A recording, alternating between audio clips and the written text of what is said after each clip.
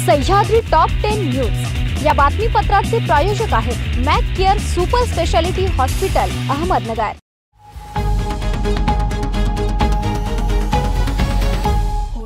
नमस्कार, मी मानसी न्यूज 24 सह्याद्री मध्ये तुमचं स्वागत। पाहूयात अहमदनगर जिल्ह्यातील महत्त्वपूर्ण बातम्यांचा आढावा सह्याद्री टॉप 10 न्यूज मध्ये।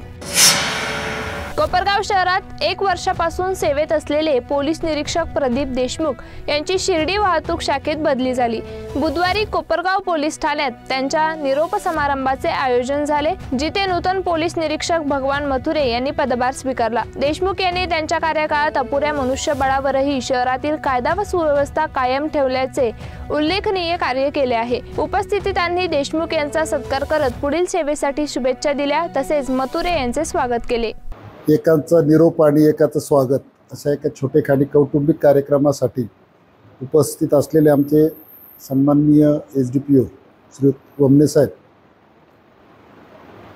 त्याचप्रमाणे माझे मित्र आहेत, बंधू आहेत, प्रदीप देशमुख, कोळी साहेब आहेत, कलिग ऑफिसर्स आहेत, ठोंबरे साहेब असतील, पवार साहेब असतील, पवार साहेब असतील, आणि तुम्ही सर्व मित्रवर्य, बंधुवर्य।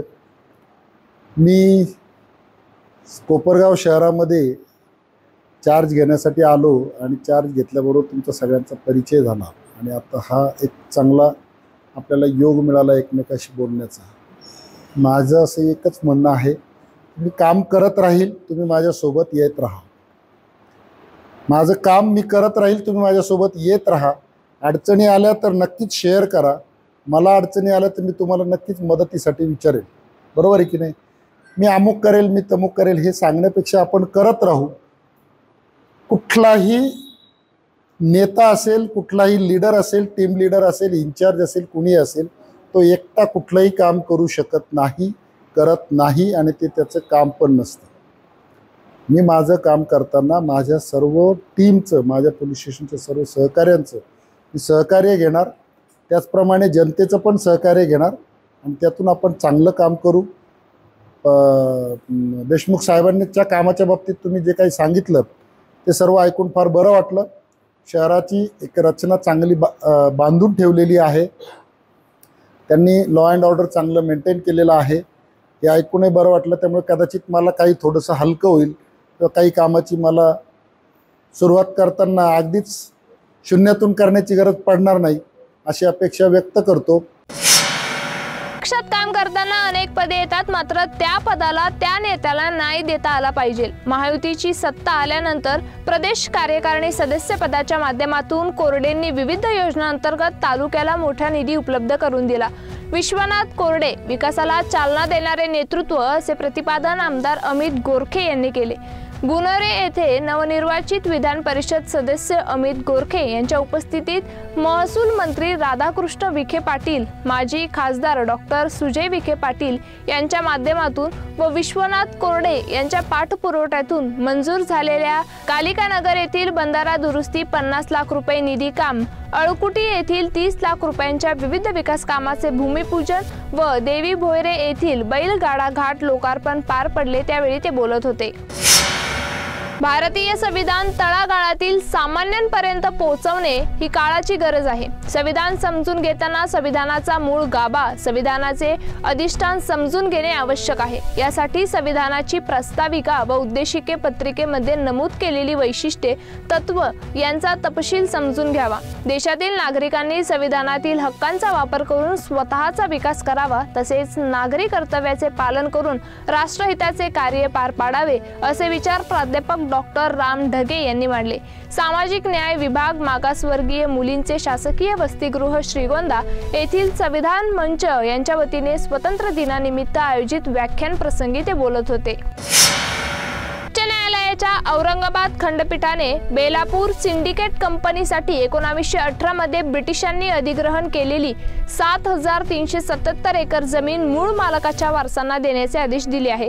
हा लढा राज्यातील सर्वात जुना मानला जातो, जो अकाली पीडित शेतकऱ्यांच्या नावाने लढला गेला। न्यायमूर्ती RV घुगे आणि YG खोब्रागडे यांच्या खंडपीठाने हा आदेश पारित केला आहे, ज्यामुळे 12,000 वारसांना त्यांच्या जमिनी परत मिळणार आहे। बांगलादेशात हिंदू समाजावर झालेल्या अत्याचार, लूटपार, जिवंत जाळणे तसेच देवांची विटंबना करणे, मंदिरे पाडणे या घटनांचा निषेध व्यक्त करण्यासाठी बुधवारी कोपरगावात मोर्चा काढण्यात आला।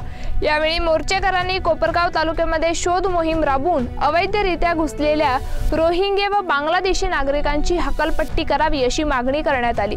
कोपरगाव येथील छत्रपती शिवाजी महाराज यांच्या पुतळ्यापासून मोर्चाला सुरुवात झाली। मोर्चा तहसील कार्यालयावर धडकल्यानंतर तहसीलदारांना निवेदन देण्यात आले। सह्याद्री टॉप 10 न्यूज मध्ये घेऊ एक छोटीशी विश्रांती। रोखोक पत्रकारिता, निर्भीड बाणा आणि कणखर भूमिका, महाराष्ट्राचा सखा, सत्याचा पाठीराखा, शब्दांचं सामर्थ्य, विश्वसनीयतेची उंची, न्यूज 24 सह्याद्री। विश्रांतीनंतर तुमचं पुन्हा एकदा स्वागत। पाहूयात पुढील बातम्या। गतवर्षी खरीप हंगामात कापूस आणि सोयाबीन उत्पादन करणाऱ्या जामखेड तालुक्यातील शेतकऱ्यांना प्रति हेक्टरी 5,000 रुपये अनुदान मिळणार आहे। या शेतकऱ्यांच्या आधार आणि बँक खात्याची माहिती संलग्न करून वैयक्तिक ना हरकत पत्र भरून घेतले जात आहे। हे अनुदान महिन्याभरात वितरित करण्यात येणार आहे।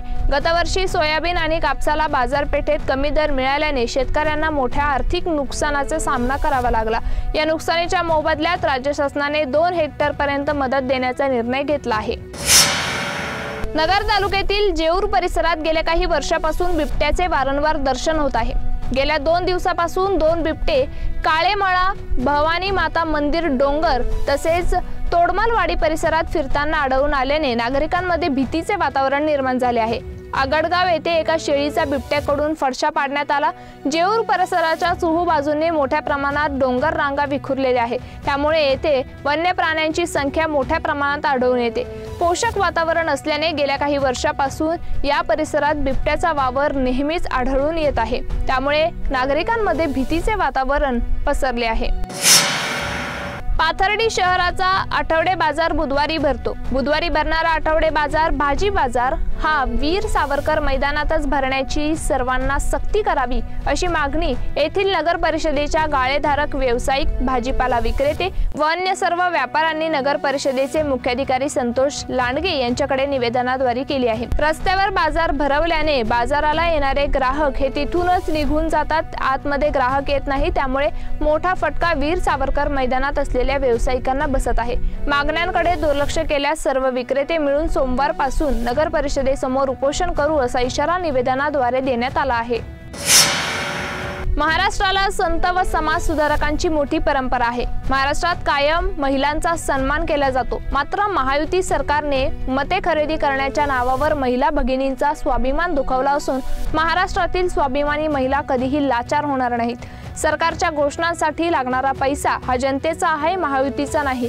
आमदार रवी राणांसह महायुती सरकारने महिलांची माफी मागावी अशी मागणी दुर्गाताई तांबे यांनी केली। संगमनेर बस स्थानक येथे संगमनेर तालुका काँग्रेस व युवक काँग्रेसच्या वतीने रवी राणा यांचा निषेध करण्यात आला। महायुती सरकारने विविध योजना महिलांसाठी सुरू करत महिलांचे खऱ्या अर्थाने सक्षमीकरण केले आहे। बचत गटातून नारी शक्ती काय करू शकते हे या चळवळीने दाखवून दिले आहे।